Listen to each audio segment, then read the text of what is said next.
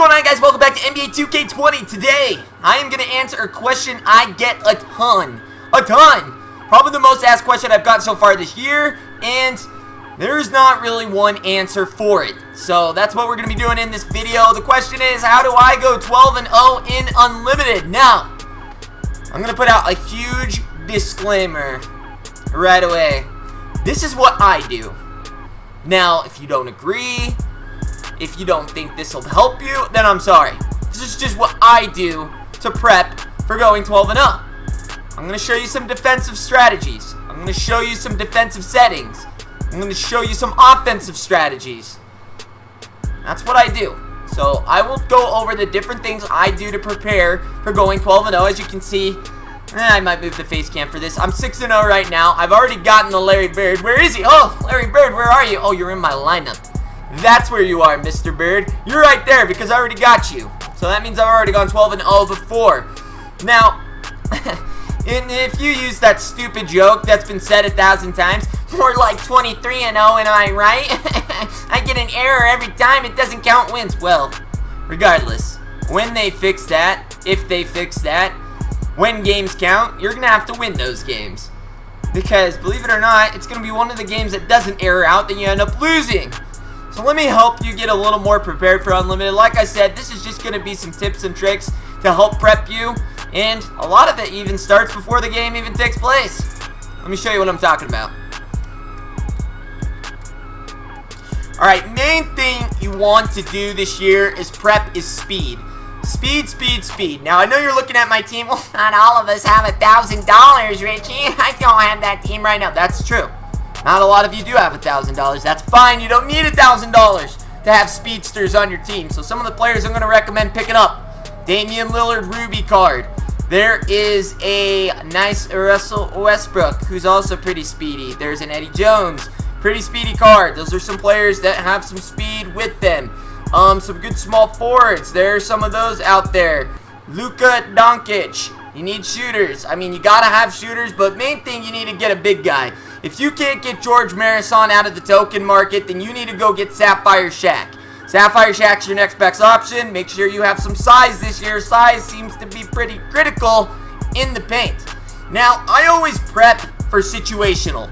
I always make sure that I have backup. I always use third stringers. I didn't really used to, but now I do. I always prep to make sure I have something for situational. For example, if Jamal Crawford is getting drilled and getting blown by every possession, then I have Jason Kidd to bring in to defend him. It's all about situational and playing to your opponent's strategy that they're using to beat you. So if he's planning on blowing by me every time, then I have Jason Kidd I can put in to defensively lock him down. Also, same kind of thing with Channing Frye. If Channing Frye is getting exposed by a guy, then I have Tom Gugliotta, or I'd probably put in someone with a little better defense. But yeah, it's just playing to your strengths in where you feel like you might have weaknesses when someone's trying to expose you. Not a lot there. Also, one other thing, shoes. Shoes are critical. Even if you think they don't do much, they end up doing it. You would be shocked what 3+ or 2+ can do to a stat to help you get that extra bucket, get that extra speed, get that extra rebound. I would definitely recommend shoes. Like for a card like Channing Frye, who doesn't really need much 3-point help, but he does need lateral quickness and block, and can improve his 3-ball a little bit. I'll put that on there. Gives him that much more of an edge when playing in the post. So, not a lot to do with the lineup, like I said. I mean, everybody, it's pay to win. Well, you can grind out domination. There's plenty of good cards you can get without spending any money. I don't want to hear it. So go grind your butt off if you don't have a good team, and then come back to this video and watch the rest. If you already have a good team and you're ready to continue, let's continue. Alright, we got an opponent. Now I'm going to analyze it. It's not much to analyze. His team's not very good, but that's okay. We're just practicing. I'm not really going to go super try hard on this guy, but main thing you want to look at here are the matchups. Are there any matchups or mismatches? None that I can see other than maybe Ben Simmons at small forward, but Larry Bird's got pretty good defense. Other than that, there's really no mismatches, so we don't have to worry. Alright, main thing I get asked a lot, what are my defensive settings? Here are my defensive settings. They're really not that crazy. Defensive settings. On ball, pressure, tight. Off ball, pressure, tight. I go to on-ball screen, I go over. On-ball screen center, I go over. So that means when screen comes, you have to go up and over manually. If you don't know what that is, hedge, I do catch hedge. Hedge center, I do catch hedge.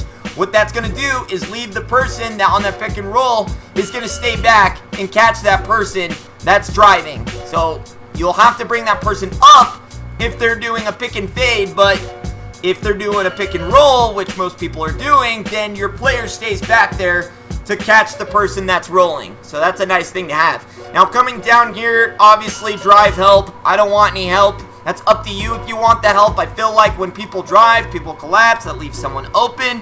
They throw it out. That's why I do no help. Now, also, main thing I go over to system proficiency. I don't like 7 seconds. That doesn't really benefit my players a ton. I always go to balance. That seems to give the best stats, and it helps with rebounding, limits turnover, everything. It kind of helps everyone really focus and get their best stats, in my opinion. Now, last thing I do, coach settings. Adaptive coaching engine, always make sure that's off. Otherwise, the game's just going to start doing random stuff depending on if you're winning or losing. Don't like that. I don't trust the game to make the right decision. I feel like I can do that myself, so I turn that off. That's really all I do. Nothing that crazy. Here we go. So coming down, none of the main things, a lot of things are going to be situational. So if, say for instance, he's locking me up, I'm going to hold the circle button and bring my opponent around to come grab the ball behind me. That gives me kind of an open lane like that, and I can just drive right in. So that's holding circle, and if you're standing there, a player closest to you will come up and run behind you to grab that. It's a good thing to have in case you get stuck in a situation where you can't dribble. Alright, on defense, seeing that a lot of people like to play blow-by, I will give my opponent a little more space this year, just because they'll run right into me. So like I said, we hold circle before, but now I want to make someone drive. What if I get in a situation where I don't want to hold circle? I can go over to J.R. Smith, hold triangle. You'll see the basketball. He'll run in, and then that gives you an opportunity to get towards the lane. I didn't get it done in time, but you can see how JR just dragged, and it just kind of collapsed people in. Gives you an opportunity for a bucket. The thing I like to do, and I just kind of do by habit, is always holding the L2 button. People love the spam steals in this game, and you can actually dribble pretty well and look at the court while you hold L2. So when I let go, I can just kind of take off, go around, get an open shot like that. Obviously a better shot, but different things like that to make offensive possessions a little more easier to get a shot. Remember to do is try and throw in some dribble moves. I know a lot of people aren't dribble gods. You really don't need to. Just try crisscrosses. It will throw off your opponent and create space. You have no idea what one little crossover kind of space can do.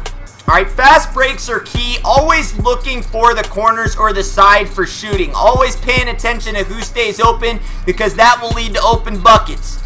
If I could make one. Alright, next thing I want to do to help with rebounds, I hit right on the right stick. I'll click one over on the left and then crash glass for rebounds. It helps with rebounds. If you're getting out rebounded, it'll help keep your guys in the paint. It can be sometimes annoying because they'll leave people open to stay in the paint, but you'll make sure you get more rebounds. Last thing, what if my opponent keeps driving? That's easy.